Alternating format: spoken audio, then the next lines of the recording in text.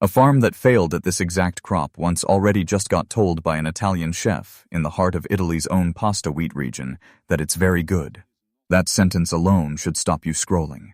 Because 200 miles away, on the same farm, in the same season, 200 acres were sitting completely empty. Nothing planted, nothing growing. On purpose. Same farm, same year. One field failing so badly, they gave up on it entirely. Another field succeeding so well, an Italian chef put his name behind it. By the end of this video, you'll know exactly why both of those things are true at once, and why the gap between them might be the single clearest signal of where British farming is actually heading. Welcome back to the Farming Report. If you want the numbers underneath the headlines instead of just the headlines, this is where you get them. Let's get into it. Start with the empty acres, because that's the part that should genuinely worry you. Earlier this year, it came out that Jeremy Clarkson had left roughly 200 acres of his own farm completely unplanted. No disease, no flood, no bad luck. Just a spreadsheet.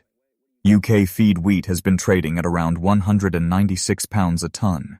The real cost of growing a hectare of it sits at close to £1,650. Do the division and you need about 8.5 tons off every hectare just to break even. Not to profit, just to survive the season. This year's national average yield? 6.8 tons.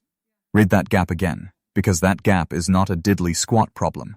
It's a British farming problem, playing out on thousands of farms nobody will ever make a video about. The only reason you're hearing about this one is that it happens to have Jeremy Clarkson's name attached to it. So hold that thought. A famous farm, doing the exact same losing maths as every invisible farm in this country, and finally deciding to just stop. Now here's the twist nobody connected.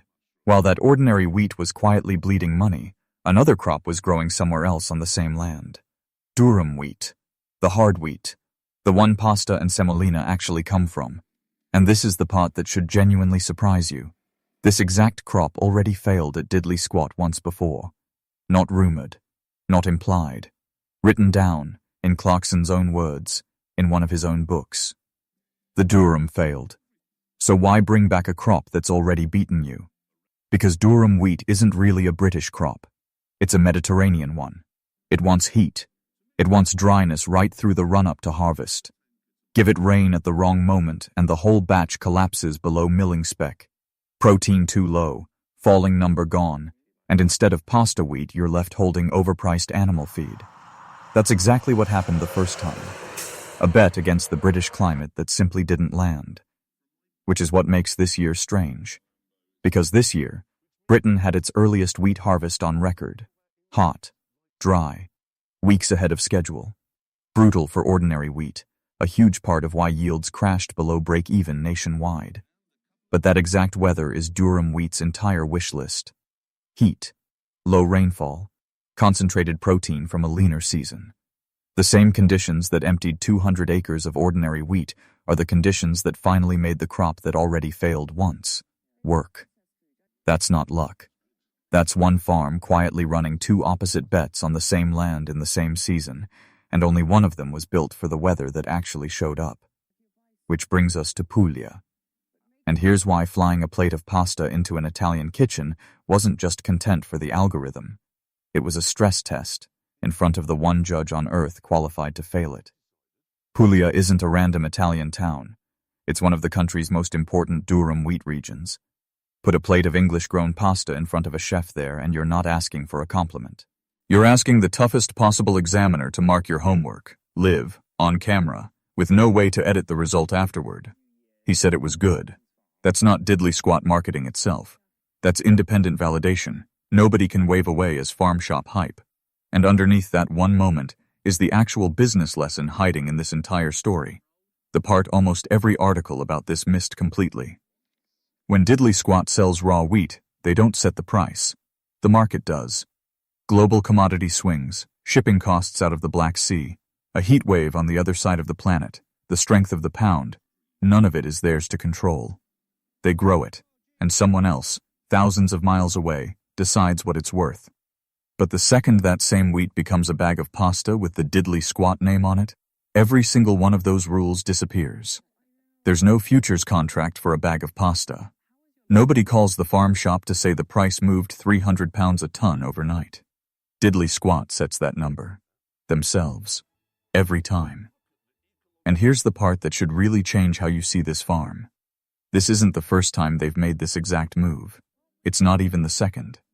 Candles. Mushroom-based products. Now pasta. Look at all three side by side and the pattern is identical. Take something the land produces, or something the farm's name can carry, and physically move it out of a market where someone else decides the price, into one where diddly squat decides it. The raw material changes. Wax, mushrooms, wheat, doesn't matter.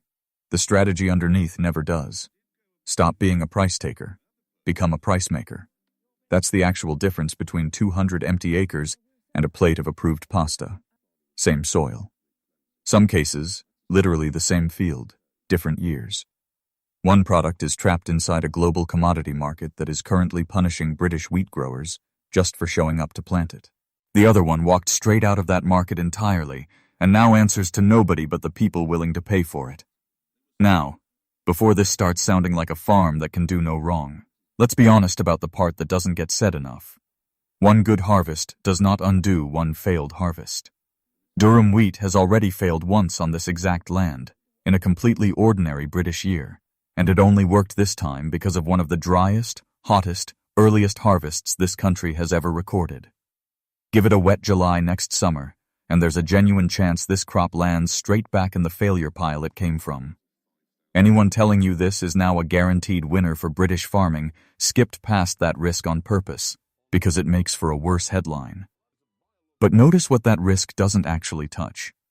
Even if the Durum wheat fails again next year, the pasta itself doesn't vanish.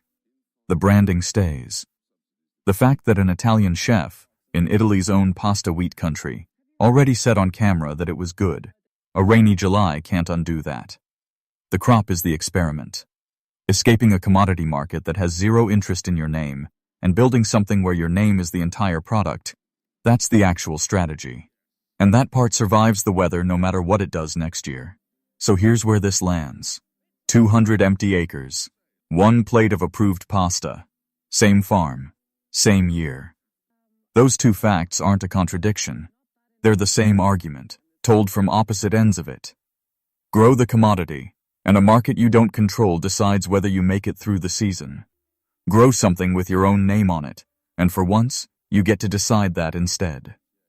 This was never really a story about pasta. It was never really about one chef's opinion in one kitchen in Puglia. It's a preview of the decision every arable farm in this country is quietly being forced to make right now. Stay inside a market that's currently breaking even harder than usual for everyone in it. Or find the one thing on your farm you can put your own name on and take the price back.